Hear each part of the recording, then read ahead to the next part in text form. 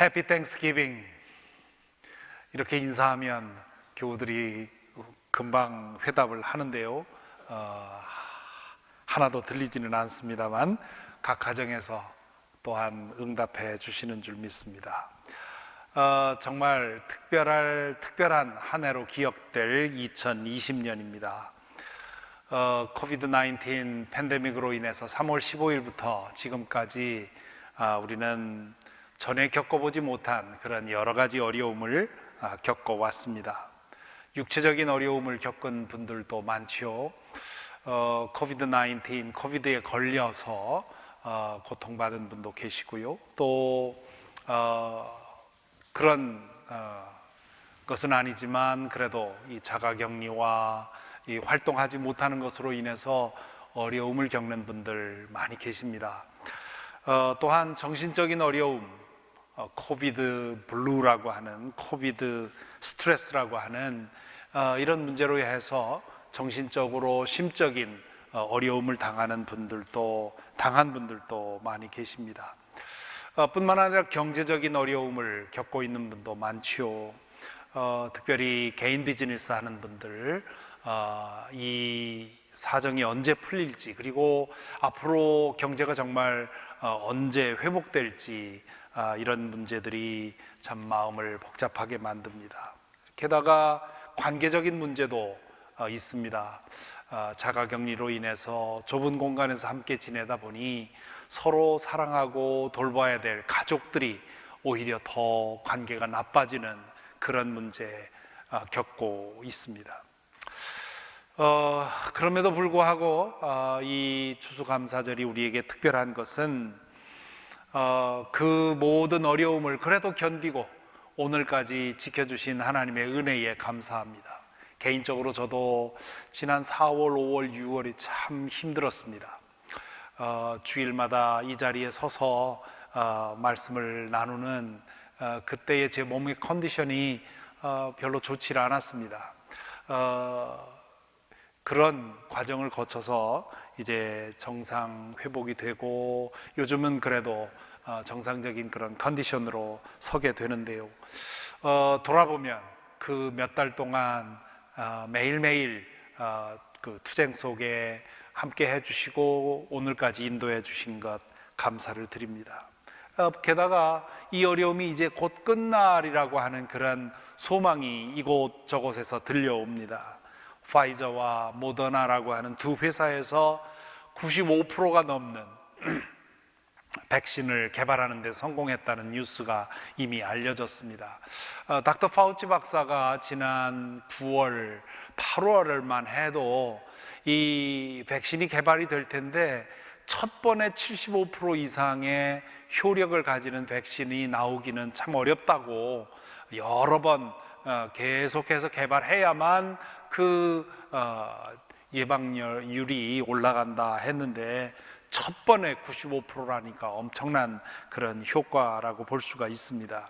물론 이것이 보급되는 데 상당한 시간이 걸리겠지만 어쨌든 그것이 성공됐다고 하는 것만도 감사한 일이고요. 또 얼마 전에는 가정에서 코비드를 테스트할 수 있는 키트가 개발이 됐다고 합니다. 그래서 가정에서 자가 측정을 하면 30분 정도 지나면 결과를 알 수 있는, 한 50불 정도면 살 수 있는 그런 기계로 그렇게 할 수 있다고 하니까 이것만 보급이 된다 해도 함께 모이는 사람들이 다 테스트를 하고 모인다면 그렇다면 모임에 큰 문제는 없어 보입니다. 또 치료약이 나왔다고 하는, 첫 번째 치료약이 개발되었다고 하는 그런 뉴스도 들립니다.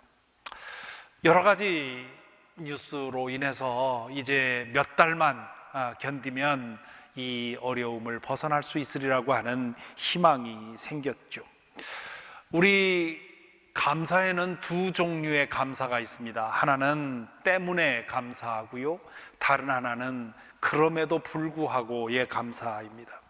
이 믿는 사람과 믿지 않는 사람의 가장 큰 차이점 중에 하나는 감사의 종류가 많고 감사의 깊이가 다르다는 데 있습니다. 첫 번째로 이 때문에 감사, 내가 감사의 조건이 있어서 감사하는 이 감사의 경우 믿는 사람들은 믿지 않는 사람들보다 감사의 조건이 많아질 수밖에 없습니다. 지금 우리가 사는 미국을 뭐라고 합니까? 가장 잘 사는 나라인데 불평과 불만은 또 가장 많은 나라가 미국이라고 하지요. 애플루엔자, 이 모두가 다 편안하게 잘 살고 싶어하는 이런 바이러스가 사람들의 마음을 다 오염을 시켜서 다들 잘 살고 싶은데 다 잘 살 수 없다 보니까 컴플레인자, 이 불평하는 그런 바이러스가 사람들에게 퍼져서 이 지구상에 가장 많은 물질을 소비하며 사는 나라가, 가장 불평불만이 많은 나라가 되어버렸습니다. 이런 나라에 사는 우리 믿는 사람들이 어떤 점에서 차별성을 드러내야 하는가? 작고 사소한 것, 믿지 않는 사람들은 감사를 느낄 수 없는, 감사할 수 없는 그런 조건조차도 감사할 수 있는 것, 이것이 믿는 사람들의 차별성입니다. 그렇게 작고 사소한 것에 감사하다 보면 감사의 조건이 점점 커지는 것이지요. 요즘 한국의 대세 목사님인 이찬수 목사님이 쓴 153 감사노트라고 하는 책이 있습니다. 그 153 감사노트가 매 100일 동안 하루에 한 번 말씀 묵상하고, 그리고 5가지의 감사의 조건을 적고, 그리고 3번 감사의 표현을 하자, 그렇게 100일만 하면 삶이 달라진다 하는 그런 내용의 책입니다. 그래서 100일 동안 하루에 한 번 말씀 묵상을 하고, 그리고 5가지의 감사 조건을 적어보고, 그리고는 누구에게든지 하루가 지나기 전에 3사람에게 감사의 표현을 하는 습관을 갖다 보면 감사가 삶의 습관이 된다는 것이죠. 그렇게 되면 감사가 넘쳐나서 그 감사의 습관이 삶을 바꾼다 하는 그런 내용의 책입니다. 우리 찬송가에 받은 복을 세어보아라 라는 찬송이 있지요. 우리의 감사의 조건들을 내가 구체적으로 생각해보고 감사하다 보면 우리 마음의 감사의 그 정이 더 커지는 것입니다. 그것을 때문에 감사라고 할 수 있고요. 그런데 우리 그리스도인들의 차별성은 이 2번째 종류, 그럼에도 불구하고 감사가 더 중요합니다. 불행의 조건에 포로되어 있어도 여전히 감사할 수 있는 것이죠. 왜냐하면 믿음의 눈으로 지금 현실 너머를 볼 수 있기 때문입니다. 현실은 불평, 불만의 조건이 가득해도 현실 너머를 보면 감사할 수 있기 때문에, 그렇기 때문에 그럼에도 불구하고 감사할 수 있는 것이지요. 지금까지 읽고 묵상한 베드로전서 1장과 2장의 말씀에서 베드로 사도는 우리에게 이 고갈되지 않는 현실 너머의 영원한 감사의 조건들을 우리에게 말하고 있습니다. 하나님의 자녀로 태어났다는 것, 썩지 않고 더러워지지 않고 낡아 없어지지 않을 유산을 하나님 나라에 약속받았다는 것, 그리고 지금 이 땅에서 하나님께서 당신의 전능의 능력으로 우리를 보호해 주신다는 것, 그리고 그리스도 예수께서 나타나실 때 그를 믿는 모든 이들에게 칭찬과 영광과 존귀를 얻게 해주신다는 것. 지난주에 보았습니다마는 우리를 택하신 인종이요, 왕족이요, 제사장이요, 거룩한 나라요, 하나님의 소유된 백성으로 삼으셨다는 것, 이것을 기억하라고 말씀을 하십니다. 이런 것들을 기억하면 기뻐하고 감사할 수 있습니다. 그래서 베드로 사도는 1장 3절에서 우리 주 예수 그리스도의 아버지 하나님께 찬양을 드립시다, 그렇게 얘기를 하고 있고요. 1장 6절에 보면 그러므로 여러분이 지금 잠시 동안 여러 가지 시련 속에서 어쩔 수 없이 슬픔을 당하게 되었다 하더라도 기뻐하십시오, 그렇게 말하죠. 구원받은 그리스도인들의 특징은 기쁨과 감사에 있다고 하는 것, 이것을 베드로 사도가 말하고 있습니다. 오늘 읽은 2장 10절에서 베드로 사도는 우리 믿는 이들에게 일어난 신분의 변화를 한마디로 요약합니다. 여러분이 전에는 하나님의 백성이 아니었으나 지금은 하나님의 백성이요, 전에는 자비를 입지 못하는 사람이었으나 지금은 자비를 입은 사람입니다. 이것은 당시 이 편지를 받았던 독자들을 향해서 하는 말입니다. 그들은 소아시아의 여러 도시에 흩어져 살던 주로 이방인들이었습니다. 이방인들이 누굽니까? 유대인들이 볼 때 그들은 하나님의 백성이 아니고 하나님의 자비와 사랑으로부터 제외된 사람들이라고 생각이 되었었습니다. 그런데 이제 예수 그리스도를 통해서 그들은 하나님의 자녀가 되었고 하나님의 백성이 되었고 하나님의 소유가 되었고 하나님의 자비를 입는 사람들이 되었다는 것이지요. 그런데 이것은 바로 저와 여러분에게도 해당하는 말입니다. 우리도 하나님을 알지 못하는 사람들 아니었습니까? 우리도 하나님의 백성이 아니었습니다. 하나님의 자비를 입지 못하는 사람들이었습니다. 그러나 지금은 예수 그리스도의 은혜로 하나님의 자녀가 되었고 하나님의 백성이 되었고 하나님의 자비를 힘입어 하나님의 보좌 앞으로 나와 아바 아버지라고 부를 수 있게 된 것입니다. 지금 현실 가운데 일어나는 일들이 어떻든지 간에 우리에게 이미 일어난 신분의 변화, 그리고 우리에게 약속된 그 모든 것을 생각할 때 우리는 현실에서의 조건을 넘어서서 감사할 수 있는 것입니다. 이것이 우리의 영원하고 절대적인 감사의 조건입니다. 현실에서 그 어떤 고통도 우리의 이 영원한 감사의 조건을 고갈시킬 수 없습니다. 문제는 우리에게 일어난, 예수 그리스도 안에서 우리에게 일어난 이 영원한 사건에 대한 믿음이 부족하기 때문에 그렇습니다. 이것을 철저히 믿지 못하기 때문에 조그만한 삶의 풍파가 일어나도 사정없이 흔들리고 무너지고 깨어지는 것이지요. 이번 감사절은 우리의 삶의 현실 속에 감사할 조건들을 세어볼 뿐만 아니라 영원하고도 절대적인 감사의 조건, 하나님께서 자녀 삼으시고 우리에게 약속해 주시고 우리의 신분을 변화시켜 주신 그 영적인 사건으로 인해 감사하고 기뻐하는, 그리고 불평의 조건들 속에 휩싸여 있는, 포위되어 있는 주변 사람들에게 이 기쁨의 소식, 이 감사의 소식을 전하는 시간이 되기를 바랍니다. 우리가 진실로 감사를 느끼게 되면 두 가지의 행동이 이어지게 되어 있습니다. 첫째는 나로 하여금 감사를 느끼게 만든 그 대상에게 감사를 표현하는 것이지요. 표현하지 않은 감사의 마음은 태어나지 않은 생명과 같다는 말이 있습니다.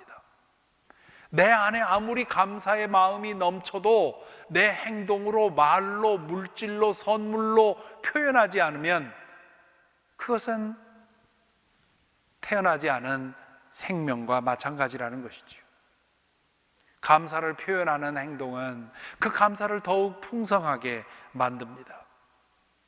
두 번째로, 우리가 정말 감사하게 느낀다면 우리는 그 감사하는, 그 받은 은혜에 보답하는 삶을 살려고 노력하게 되어 있습니다.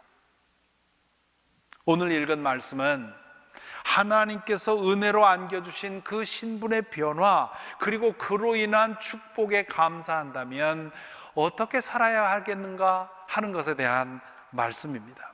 11절 보시면, 성경을 펴셔서 11절을 보시기 바랍니다. 지난주에 9절, 10절을 보았고요. 오늘은 11절, 12절 말씀을 보겠는데요. 11절에 보면 이렇게 시작을 합니다. 사랑하는 여러분, 나는 나그네와 거류민 같은 여러분에게 권합니다. 그렇게 말하죠. 여기 나그네라고 번역된 헬라말 파로이코스라고 하는 말은 집을 떠난 사람이라는 뜻입니다. 반면에 거류민이라고 번역된 파레피데모스라는 사람은 파레피데모스라는 말은 낯선 사람이라는 뜻입니다. 그러니까 나그네라는 말은 우리가 고향을 떠나 사는 사람이라는 뜻입니다. 우리의 영원한 고향이 하나님 나라이기 때문에 우리는 이 땅에서 나그네로 살아가는 것이죠. 반면에 우리가 거류민이라고 말하는 이유는 우리가 이 세상에 살고 있는데 이 세상 사람들과는 다르게 살고 있다는 뜻입니다. 믿음 안에서 우리에게 일어난 택하신 인종, 왕족, 제사장, 거룩한 백성, 하나님의 소유된 백성, 이러한 우리의 신분의 변화로 인해서 우리는 이 땅에서 나그네가 되었고 거류민이 되었다는 말입니다. 다시 말하면 우리는 우리의 영원한 고향을 떠난 사람들이요, 또한 이 땅에서는 이 땅이 영원한 고향이라고 생각하는 사람들과는 다른 삶을 살게 되어 있다는 것입니다. 베드로 사도는 이 사실을 분명합니다. 여러분은 나그네요 거류민입니다. 여러분의 영원한 고향은 하나님 나라에 있고 지금 이 땅은 여러분이 잠시 동안 살아가는 곳입니다. 그런 얘기를 합니다. 그러면서 그 새로운 신분에 맞추어 살기 위해서 두 가지를 제안을 하는데요, 계속해서 보면 뭐라고 합니까? 사랑하는 여러분, 나는 나그네와 거류민 같은 여러분에게 권합니다.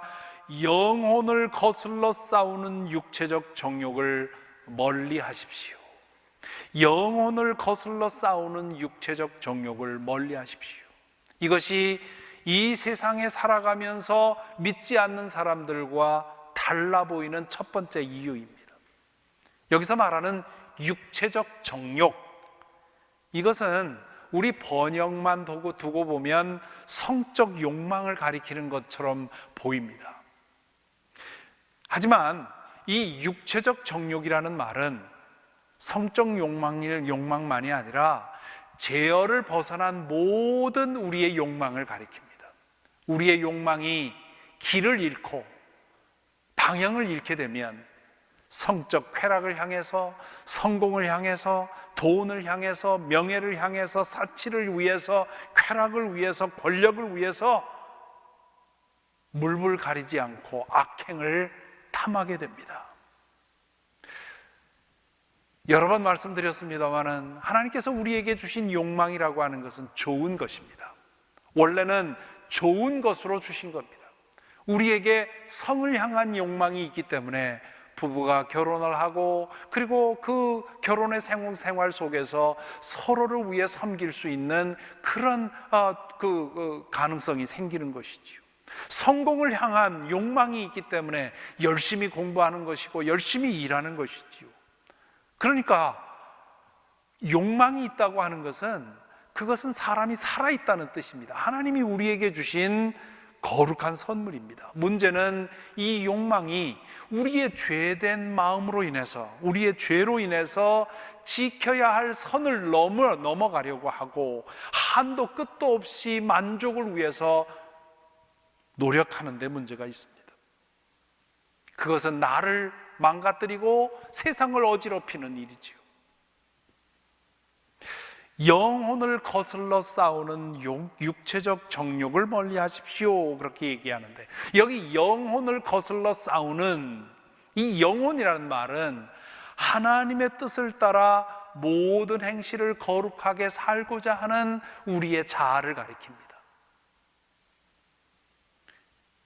이 제어되지 않은 길을 잃은 욕망은 이러한 하나님의 뜻을 따라 살아가려고 하는 우리의 발목을 잡아챕니다. 전쟁을 걸어오는 것이지요. 거슬러 싸우는 이라는 말은 전쟁을 일으키는 그런 뜻입니다. 바울 사도가 로마서 7장에서 절절하게 표현한 바가 있지요. 내 마음은 전쟁터입니다. 내 안에 하나님의 뜻을 행하려는 거룩한 성령의 열망이 있는 반면에 나를 끊임없이 죄로 이끄는 죄된 내 자아가 있습니다. 이 두 자아가 항상 싸우고 있습니다. 그런 얘기를 하지요. 이 전쟁이 시작되는 곳이 어디냐? 우리 마음이라는 것이죠. 그 마음에서 지면 몸도 지는 겁니다. 그러므로 마음 안에서 먼저 승리해야 합니다. 그렇기 때문에 멀리 하십시오, 그렇게 말을 하죠. 개역 성경에 보면 육체적 정욕을 제어하라, 그렇게 또한 얘기를 합니다. 믿음 안에서 예수 그리스도를 주님으로 영접하면 우리의 이 죄된 욕망이 척추가 부러지는 것처럼 힘을 잃어버립니다. 그런데 우리의 숨이 다하는 순간까지 이 길을 잃은 고삐 풀린 우리 욕망은 끊임없이 우리를 넘어뜨리려고 도전합니다. 하지만 우리에게 도전해오는 그 욕망을 걷어차면 힘없이 물러서게 되어 있습니다. 그래서 멀리하라, 제어하라, 거부하라, 피하라. 왜 이 육체적 정욕에, 왜 이 제어되지 않는 욕망에 자꾸 무너지는 겁니까? 사실은 우리의 내면에서 그것을 탐하고 있기 때문에, 어떻게 하면 하나님에게서 영원히 멀어지지 않을 만큼 심한 죄 짓지 않고 야금야금 조금씩이라도 즐겨볼 수 있을까? 우리 속에서 그걸 탐하기 때문에 사탄이 그것을 통해서 우리를 넘어뜨리는 것이지요. 육체적 욕망이 우리를 흔들려고 할 때마다 예수 그리스도의 이름으로 물리치면 우리는 죄의 이 굴레로부터 벗어날 수 있습니다. 하나님께서 우리에게 주신 신분이 얼마나 고귀한 것인지 안다면, 그리고 하나님께서 우리에게 약속하신 것이 얼마나 귀한 일인지 안다면, 하나님의 뜻을 따라 모든 행실을 거룩하게 하기 위해서 끊임없이 우리 호시탐탐, 우리를 넘어뜨리려고 하는 우리의 육체적 욕망을 제어하고 거부할 수 있습니다. 둘째는 12절 말씀입니다. 12절에서 뭐라고 합니까? 여러분은 이방 사람 가운데서 행실을 바르게 하십시오. 이방 사람 가운데서 행실을 바르게 하십시오. 여기 이방 사람은 믿지 않는 사람들을 가리킵니다. 우리 사회도 절대 다수가 믿지 않습니다. 물론 여론조사를 하면 미국민의 80%가 하나님을 인정한다는 등 뭐 이런 대단한 수치가 나오지만, 실제로 하나님의 말씀을 사모하며 그 말씀을 따라 순종하며 거룩하게 살기를 힘쓰는 사람은 20%도 되지 않습니다. 절대 다수의 사람들이 믿지 않는 사람처럼 살고 있고요, 그리고 믿는다는 사람들도 거의 미신과 같은 믿음, 실제 삶에서는 하나님의 말씀에 대한 아무런 관심도 없이 살아가는 사람들이 절대 다수입니다. 이런 상황에서 예수 그리스도를 믿고 모든 행실을 거룩하게 살기를 소망하는 사람은 절대 소수입니다. 그러므로 이방 사람 가운데서 행실을 바르게 하십시오라는 말은 뭡니까? 당시에 이 베드로 전서가 쓰여질 당시에 이 베드로 전서를 읽던 사람들은 그 도시에서 절대 소수였습니다. 아마 오늘날 인구조사 하는 것처럼 한다면 예수를 믿는 기독교인들은 이 5개의 도시에서 겨우 0.1% 되지도 않았을 것입니다. 아주 절대 소수였습니다. 그들이 절대 다수의 이방 민족들과 함께 살아갈 때 어떻게 살아야 되겠습니까? 베드로 사도는 그들에게 여러분의 바른 행실을 보여주라고 얘기를 합니다. 여러분이 이 세상 속에 있지만 세상에 속하지 않았다는 것을 보여주라는 거죠. 여러분들이 하나님의 자녀라는 사실을 삶으로 보여주라는 겁니다. 요한복음 17장에 보면 예수님께서 기도하시는 내용이 나옵니다. 거기에 보면 제자들을 위해서 기도하면서 이렇게 기도하십니다. 15절 16절에 보면 내가 아버지께 비는 것은 그들을 세상에서 데려가시는 것이 아니라 악한 자들에게서 그들을 지켜주시는 것입니다. 내가 세상에 속하지 않은 것 같이 그들도 세상에 속하지 않았습니다. 제자들을 위해서 기도하면서 이렇게 기도하십니다. 내가 내 제자들을 위해서 기도하는 것은 저들이 세상 속에 있지만 세상에 속하지 않게 해 주십시오 기도하는 겁니다. 세상에 속하지 않다는 건 뭡니까? 세상과 다르게 산다는 뜻입니다. 왜 다르게 삽니까? 세상 사람들은 제어되지 않은 욕망, 길 잃은 욕망을 따라 살아가는데 예수 그리스도를 믿는 사람들은 하나님의 뜻을 따라 살아가기 때문입니다. 하나님의 뜻을 따라 사는 것을 행실을 바르게 하십시오 그렇게 말하죠. 개역 성경에는 행실을 선하게 하십시오 그렇게 말합니다. 하나님의 기준에 따라서 하나님의 말씀을 따라 선하고 바르게 살라는 뜻입니다. 그러기 위해서는 먼저 마음에 있는 전쟁을 이겨야 합니다. 내 마음에서 일어나는 전쟁을 이겨야만 말과 행동을 통해서 바르고 선하게 살아갈 수 있지요. 그러면서 계속해서 뭐라고 합니까? 12절에 보면 그렇게 해야 그들은, 여기 그들은 누굽니까? 이방인들을 말하는 겁니다. 그들은 여러분더러 악을 행하는 자라고 욕하다가도 여러분의 바른 행위를 보고 하나님께서 찾아오시는 날에 하나님께 영광을 돌릴 것입니다. 믿지 않는 사람들은 기독교인들을 소문을 듣고 평가합니다. 베드로 당시에 아까 말씀드린 것처럼 기독교는 신흥 종교였습니다.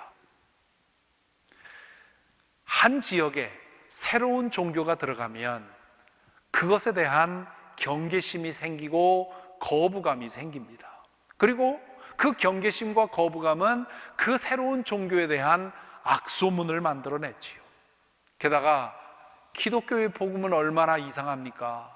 그들의 구원자가 십자가에 달려 죽었다는 거 아닙니까? 당시 로마 제국에서 십자가에 달려 죽는다는 것은 가장 수치스러운 죽음이었습니다. 그 죽은 구원자가 사흘 만에 또 살아났다는 거예요. 세상에 들어본 적도 없는 얘기를 하는 겁니다. 그리고 또한 그들은 이상한 풍습을 가지고 있었습니다. 오늘 아침 우리 주차장에서 성찬을 나눈 것처럼 자기들끼리만 모여서 예수님의 살과 피를 먹는다고 하는데 이건 무슨 식인 풍습처럼 보이는 것이지요. 야만인 중에 야만인으로 그렇게 소문이 나 있었습니다. 이런 상황에서 베드로 사도는 이들에게 부탁하는 겁니다. 여러분들이 바른 행실로서 여러분들에 대한 악소문, 여러분들에 대한 헛소문을 그게 사실이 아니라는 것을 드러내야 한다고 말을 하고 있는 것이지요. 실제로 초대 기독교인들은 그렇게 했습니다. 각 지역에 퍼져나가는 기독교인들에 대한 악소문을 그들의 삶을 통해서 뒤집었습니다. 그 중에 가장 대표적인 예가 주후 165년에서 180년 사이 약 15년 동안 로마 제국의 인구의 3분의 1을 목숨을 앗아갔다고 하는 안토니우스 역병이라는 것이 있습니다. 이 안토니우스 역병이 실제로 어떤 전염병이었는지 아직도 학자들이 규명해내지 못하고 있는데요. 주후 165년에서 180년 사이 약 15년 동안 로마 제국의 이 군대에 나갔다 돌아온 군인들을 통해서 전염되기 시작한 이 역병이 로마 인구의 3분의 1의 목숨을 앗아갔습니다. 그때에 다른 모든 이교도들, 다른 종교를 믿는 사람들은 자기 목숨 건지려고 다들 이기적으로 행동할 때 아주 극소수의 기독교인들은 병든 사람들을 보살피고 죽은 사람들의 시체를 매장하는 그런 일에 헌신을 했습니다. 그래서 역사가들은 이 165년에서 180년 이 안토니우스 역병이 기독교가 폭발적으로 증가하는 전환점이었다고 얘기를 합니다. 오늘 코로나 바이러스가 이렇게 창궐하는 때 우리 기독교인들이 그렇게 나서지는 않습니다. 왜냐하면 오늘 이 시대는 의료진들이 있고 이런 일들을 전문적으로 하는 그런 사람들이 있기 때문에 기독교인들이 나서서 시체를 수습할 이유는 없죠. 그러나 오늘 이때에도 우리 그리스도인들이 이 상황에서 어떻게 우리가 믿는 하나님의 사랑을 보여줄 수 있는지 힘써야 합니다. 우리가 수요일에 그로서리 사역을 하고 UFO를 통해서 급식 아동들을 챙기고 또 그레이스 미니스트리를 통해서 지역 빈민들을 돕고 또 멕시코와 호피 네이션의 급식 사역을 돕고 하는 이유가 바로 거기에 있는 것이지. 우리 그리스도인들은, 교회는 이런 상황에서 나의 안전만을 위해서 바들바들 떨고 있어서는 안 되고 하나님의 뜻을 행하기 위해서 나서야 하는 것입니다. 오늘의 상황은 어떻습니까? 기독교가 좋은 종교라고 하는, 기독교인들과 교회는 이 세상을 위해서 유익한 사람들이라고 하는 그런 고정관념이 있었습니다. 한국에도 있었고요, 미국에도 있죠. 그런데 최근에 이 고정관념이 깨지고 있습니다. 기독교인들은 믿을 수 없는 사람들, 교회 가면 사람을 세뇌시켜서 이상한 광신자 만드는 그런 집단, 이런 것으로 오해되고 있습니다. 누가 그렇게 악소문을 만들었습니까? 이건 악소문이 아니라 우리가 실제로 그렇게 행동했기 때문입니다. 그러므로 베드로 사도가 이 편지를 쓸 때 그들의 과제는 기독교에 대한 악소문, 예수님에 대한 악소문을 그들의 선하고 바른 행실로 그렇지 않다는 것을 증명해야 했다면, 오늘 저와 여러분, 우리 모든 교회의 과제는 우리의 선하고 바른 행실로서 지금 알려져 있는 기독교에 관한 이 인상이, 기독교에 관한 인식이 잘못됐다고 하는 것을 증명해내야 합니다. 이것이 오늘 저와 여러분에게, 우리 워싱턴 사김의 교회에 주어져 있는 과제입니다. 그렇다면 우리 한번 스스로에게 물어보십시다. 과연 나에게는 바르고 선한 행위가 있어서 나를 보는 믿지 않는 사람들이 나를 보고 저 사람의 종교를 한번 믿어볼까? 이런 생각 하겠습니까? 우리가 부르는 찬송가의 가사 중에 널 보는 이마다 주 생각하리, 널 보는 이마다 주 생각하리, 그런 찬송가의 가사가 있지요. 나의 행실과 나의 삶의 모습을 보면서 저 사람은 정말, 저 사람이 믿는 하나님은 진짜겠다 라는 생각을 하게 만들 수 있겠습니까? 2020년 우리는 특별한 감사절을 지내고 있습니다. 여러분 중에 아무리 돌아보아도 감사의 조건이 없는 분도 계시겠죠. 또 여러분 중에는 이 팬데믹이 오히려 여러 가지 감사의 조건을 만들어준 분들도 계실 것입니다. 어떤 경우든 우리가 보아야 할 것은 예수 그리스도 안에서 우리에게 주어진 영원하고도 절대적인 감사의 조건입니다. 그것을 본다면 현실의 감사의 조건이 하나도 없어도 감사할 수 있을 것이고요, 그것을 본다면 나에게 주어진 그 감사의 조건들을 가지고 만족하지 않고 그 감사의 조건들을 이웃들에게 베푸는 일로 사용하게 될 것입니다. 예수 그리스도 안에서 주어진 하나님의 자녀라고 하는 새로운 신분, 하나님 나라에 약속된 그 영원한 축복, 그리고 전능하신 하나님이 지금 나를 보호하신다고 하는 사실, 이 사실 하나만으로 충분히 감사하고 충분히 만족하는 그런 우리의 믿음이 되기를 바랍니다. 그리고 그 은혜를 보답하기 위해서 우리의 내적 싸움과 외적 싸움을 함께 해나가는, 내적 싸움은 뭡니까? 내 안에 끊임없이 나를 흔드는 세속적인 욕망, 길을 잃어버린 욕망, 제어되지 않는 욕망과의 싸움을 싸워 이겨내야 하는 것이고요. 외적 싸움은 뭡니까?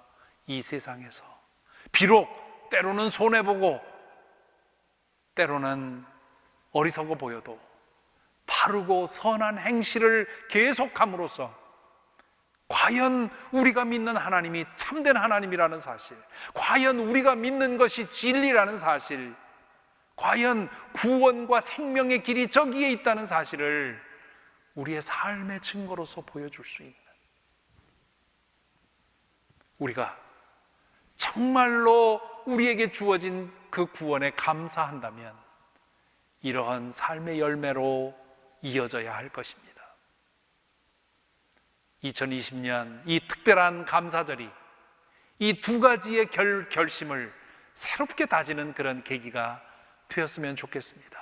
하나님, 나로 하여금 이 내 안의 싸움을 늘 이길 수 있게 나에게 힘주시고 인도하옵소서.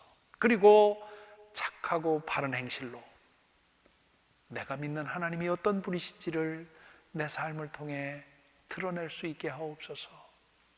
이것이 하나님의 은혜를 참으로 감사하는 모든 사람들이 드릴 기도의 제목이라고 믿습니다.